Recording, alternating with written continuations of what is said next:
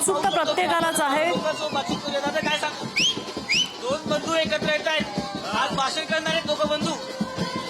दोन बंधू एकत्र येत आहेत.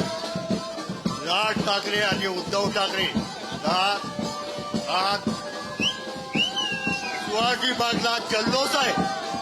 अशी सभा कधी झाली नाही.